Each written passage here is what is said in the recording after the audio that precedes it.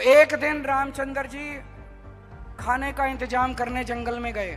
माता सीता को अपनी झोपड़ी में छोड़ गए और लक्ष्मण को बोले कि तू सीता मैया की रक्षा करेगा। इतने में रावण आया सोने का हिरण बन के। आया कि नहीं आया? सोने का हिरण बन के आया।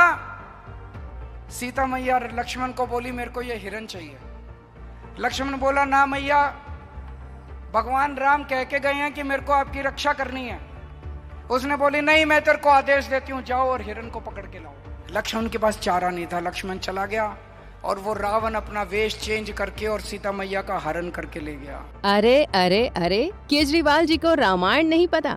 दिल्ली के पूर्व मुख्यमंत्री और आम आदमी पार्टी के मुखिया को सीता हरण की कहानी भी नहीं मालूम। आपने सुना ना, केजरीवाल रामायण की झूठी कहानी अपनी रैली में सुना रहे हैं। जो राम कथा वाल्मीकि जी को नहीं मालूम, जिसे गोस्वामी तुलसीदास जी ने रामचरितमानस में नहीं लिखा, वो कहानी केजरीवाल की रामायण में है। गजब है ना। लेकिन केजरीवाल तो है ही अद्भुत, अविश्वसनीय और अकल्पनीय।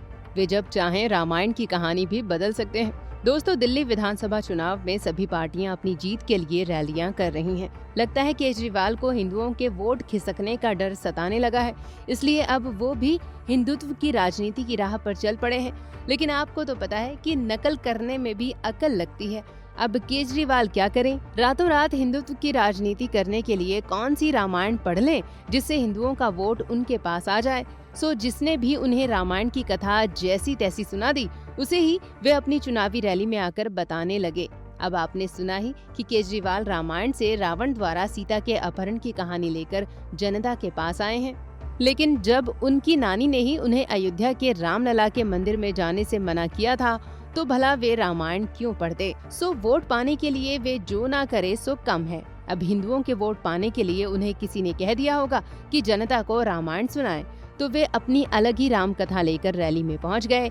ये राम कथा कितनी झूठी और गलत है, इसे देश का बच्चा बच्चा जान गया होगा। फिर भी हम आपको केजरीवाल की झूठी राम कथा की परत दर परत खोल कर बताते हैं। दोस्तों, केजरीवाल जी सीता हरण की कहानी की शुरुआत कुछ इस तरह से करते हैं। तो एक दिन रामचंद्र जी खाने का इंतजाम करने जंगल में गए। माता सीता को अपनी झोपड़ी में छोड़ गए और लक्ष्मण को बोले कि तू सीता मैया की रक्षा करेगा। सुना आपने? केजरीवाल कह रहे हैं कि सीता हरण की घटना उस वक्त हुई जब प्रभु राम खाने की खोज में जंगल गए थे। जबकि जिसने भी रामायण पढ़ी है या फिर रामायण सीरियल भी देखा है, उन सभी को मालूम है कि जब रावण की बहन शूर्पणखा ने माता सीता को मारने की कोशिश की थी, तब लक्ष्मण जी ने शूर्पणखा की नाक और कान काट दिए थे। गुस्से में शूर्पणखा ने बदला लेने के लिए रावण को सीता हरण की सलाह दी। रावण ने अपने मामा मारीच को सोने का हिरण बनाकर उस स्थान पर भेजा था जहां श्री राम, लक्ष्मण और माँ जानकी वन में रहते थे। माता सीता ने जब सोने के हिरण के रूप में मारीच को देखा, तो उन्होंने श्री राम से उस सोने के हिरण को लाने के लिए मांग की। श्री राम उस सोने के हिरण बने मारीच की खोज में ही उसके पीछे पीछे जंगल गए थे। लेकिन केजरीवाल की रामायण तो कहती है कि श्री राम खाने की खोज में जंगल गए थे। दोस्तों, अरविंद केजरीवाल की रामायण का अगला अंश तो अभी और भी अजीबोगरीब है। पहले सुनिए केजरीवाल क्या कह रहे हैं। इतने में रावण आया सोने का हिरण बन के। आया कि नहीं आया? सोने का हिरण बन के आया। सीता मैया लक्ष्मण को बोली मेरे को ये हिरण चाहिए। लक्ष्मण बोला ना मैया, भगवान राम कह के गए हैं कि मेरे को आपकी रक्षा करनी है। उसने बोली नहीं, मैं तेरे को आदेश देती हूँ, जाओ और हिरण को पकड़ के लाओ। लक्ष्मण के पास चारा नहीं था। लक्ष्मण चला गया।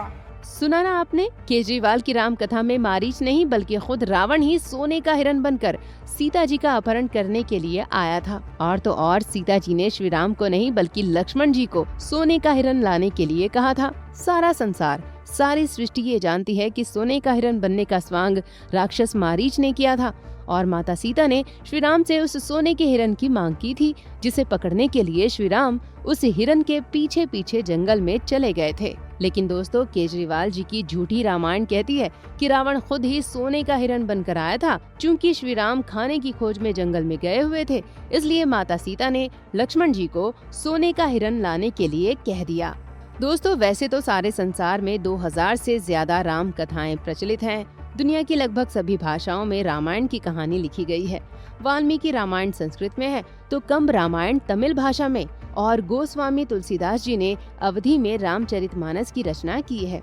यहाँ तक कि इंडोनेशिया, मलेशिया और दुनिया के कई देशों में राम कथाएं कही जाती हैं और रामलीलाओं का भी आयोजन होता है। लेकिन केजरीवाल की रामायण को छोड़कर दुनिया में कोई भी ऐसी राम कथा नहीं है जिसमें रावण सोने का हिरण बनकर आता है और उसकी खोज के लिए लक्ष्मण जी जंगल में जाते हैं।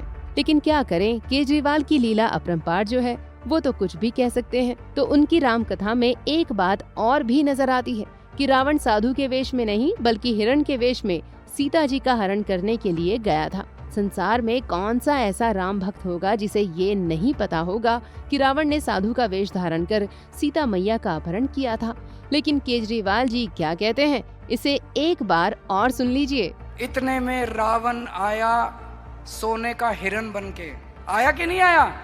सोने का हिरण बन के आया और वो रावण अपना वेश चेंज करके और सीता मैया का हरण करके ले गया। तो ये सुनने के बाद आपके कानों में दर्द ही हुआ होगा और साथ ही दिल से हे राम भी निकला होगा।